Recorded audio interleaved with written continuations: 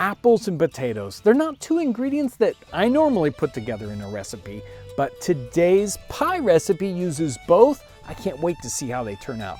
Thanks for joining us today as we savor the flavors and the aromas of the 18th century.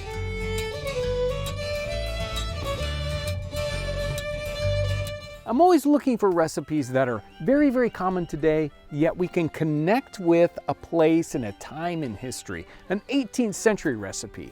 Well, apple pies are one of those tricky recipes that can be difficult to find in period cookbooks.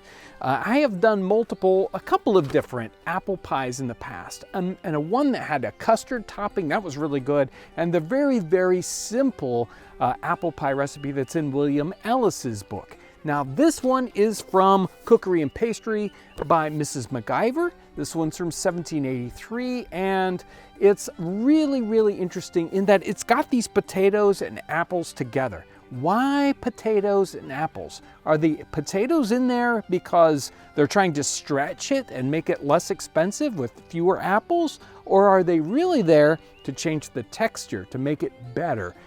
Boil some potatoes. Pare and cut some apples. Lay a row of apples in the dish, a row of potatoes above them, then some pieces of fresh butter, that's gotta be good, above the potatoes. Cut apples, potatoes, butter alternately until the pie is filled up. Sweeten it to your taste. Take rather more apples than potatoes. It is much better of having a little citron or orange peel in it. Put a little water in all apple pies. Cover it with puff paste. Let's get started with the ingredients. Obviously we need apples. Getting an apple variety that's exactly like they would have in the 18th century can be a little tricky. I'm gonna make it easy for you. Let's use a Granny Smith apple. That's something you can find in the grocery store today, and that's gonna be close enough to an 18th century apple for us. The recipe calls for boiled potatoes. Now we don't wanna overboil these potatoes. They're just kind of parboiled. We don't want them to just totally disintegrate. They're not going to stay in that layer like the recipe calls for if we overboil these. So these are just partially boiled. We've already peeled them. We've got a little bit of sugar because it's supposed to be sweetened up. We don't know exactly how much. They're not giving us any quantity of ingredients, so we get to sweeten to taste. In the 18th century, they probably wouldn't have used very much sugar. And of course, we've got some butter. So the orange here, just the orange peel that we need, it's the only thing that's really kind of setting this off as a fancy dish. Just the apples and the potatoes, that's a very low end kind of a pie here. So the orange is sort of what this sets this off. And it's even mentioned as an optional thing in the recipe. So if we were going to make a fancy version, we're going to put the orange peel in. If we're not going to make the fancy version, we just leave it out. And of course, we need some pie crust. And it just mentions a top in this. So it's so many times in the 18th century, these pies mention maybe just putting a little paste around the edge of the pie pan and then putting a top on it.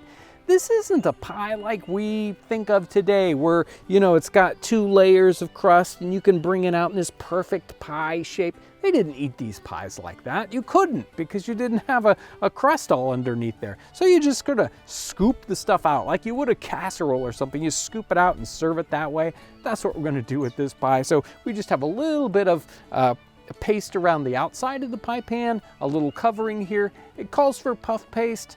That can be a little tricky to work with. We just have a standard pie crust, and we do have some pie crust episodes that you can go back and check out. The assembly of this pie is very easy. We already have our apples sliced up and our potatoes sliced up, very, very similar sized. We're going to start off with a layer of apple slices, all nestled together here, all in one direction. We're going to fill up that bottom, put on 1 layer of potatoes on top of that. We're going to add sugar, not a whole lot,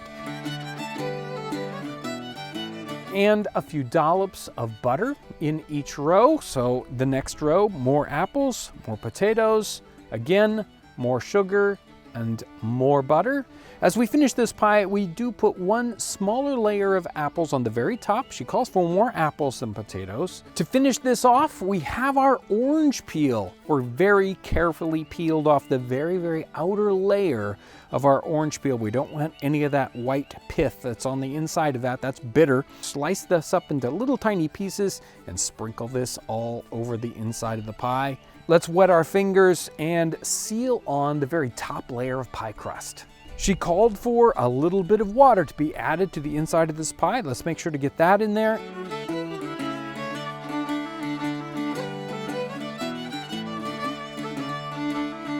I did go ahead and cut a small vent to release that steam.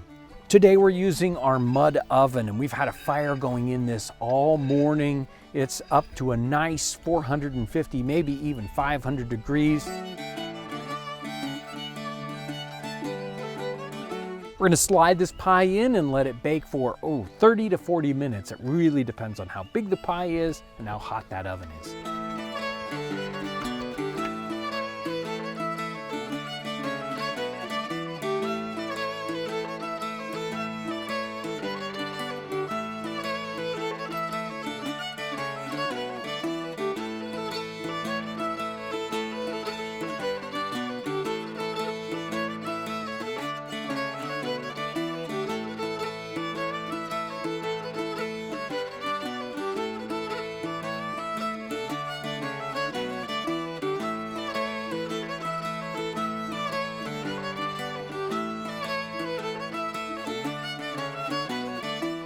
Very interesting looking pie.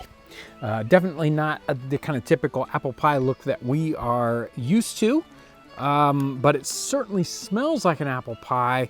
All the pieces are holding up pretty well in this pie, so I'm very intrigued about how the flavor turns out. So we're just gonna try out a piece and see what we get. Well, that is a pretty good apple pie. The potato stands out more than I expected it to. There's not a lot of, we don't have our typical apple pie spices in here. But I think it holds up really well. By the time you put together, a little bit of the crust that you get and the potato, the apple, just a hint of that orange in there. And really that's mostly kind of an aroma that you get. So yeah, I think it's a very interesting apple pie. I'm thinking I'm liking the way these things go together. Oh, I like the way the apple and the potato goes together. If you didn't know the potato was in there, you might get tricked for a while. No, that's really good. That is very good. You definitely want to get that orange peel sliced into small bits all over it so that flavor gets spread throughout the whole thing, because it really makes a difference. And I guess the question is really what's going on with the potato? Is it there to stretch it out so you don't have to use as much apple? Or is it there for softening the texture? And it's probably both. I think it's really working out well, giving it a little bit softer texture. Of course, it's going to be a little bit softer than your apples, but yet it's still holding together, and it takes on some of the flavor of the apple while it's in there. So I think it's both. It really does stretch the amount of apple you need. You don't have to use as much apple, and it adds to the texture, creates just a little bit more softness, but still has some, it doesn't turn into mashed potatoes on you. And speaking of combining very odd ingredients, make sure to check out this Parmesan ice cream episode.